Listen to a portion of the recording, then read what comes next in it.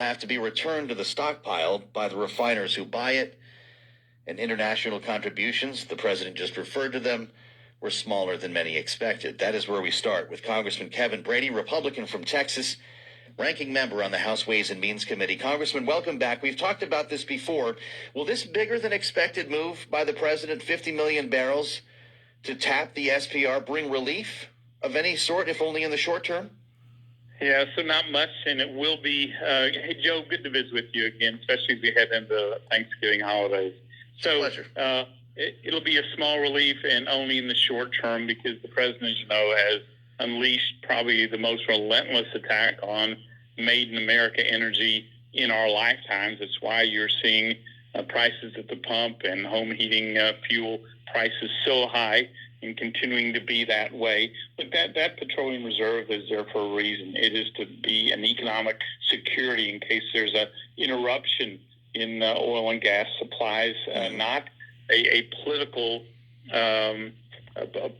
pool of money, slush fund, in effect, to be able to use to temporarily lower prices, especially when the president has been the one driving these prices up.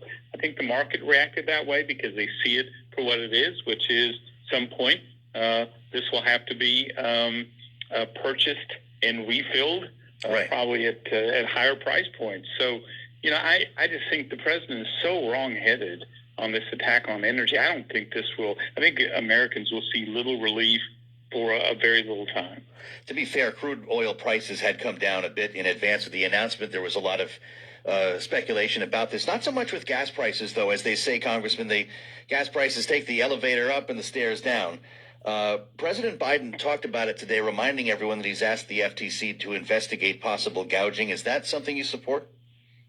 Well, there is no gouging in that industry. As you know, every one of these so-called investigations have been politically motivated, trying to cover their tail about their inability to create more American-made energy. I think the outcome will be the same there as well. The truth is the president ought to be looking in the mirror. Well, tell our listeners, though, Congressman, it's an opportunity to explain that. Why do we see that delay in gas prices coming down? We go through this every year, a couple times a year, where crude oil goes up, gas prices fly higher. It's on the front pages, and then it's a very slow descent. Well, we see that in years where supply and demand is tight, and where there are conversions to different types of fuels. But I think this year is different. Look, our energy, I come from an energy state. Our leaders have been warning the White House for, not just this White House, President Trump's as well, is that coming out of COVID, there was going to be a difficulty in meeting the supply and demand ratios, that we needed to move more quickly in addressing that. And then when, obviously, President Biden's first week in office, canceling the Keystone XL pipeline, raising taxes on energy companies as he's proposing to do, increasing royalty rates, and in this new Build Back Better bill, locking off even more of American-made resources around the country. All this is contributing, I think, to the psychological understanding that for the Green New Deal, this president is going to focus on driving energy prices up higher.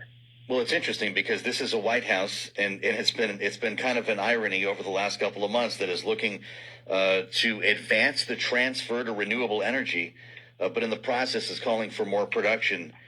In the case of OPEC, you've been calling for more production domestically, Congressman. Would drilling more shale over the summer and into the fall have prevented this from happening?